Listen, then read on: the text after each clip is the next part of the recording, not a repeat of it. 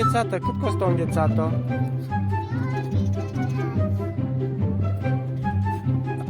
Mulțumesc, mulțumesc. Stați să vă plătesc bănuții. Poftiți. Poftiți. Mulțumesc. Aveți și jucării? Domnule, jucării aveți? Cât costă o jucărie?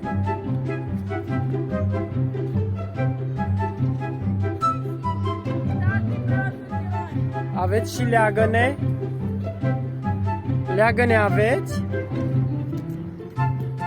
E un șervețel murdar acolo, da. Ia uite fetița. Fai vlog.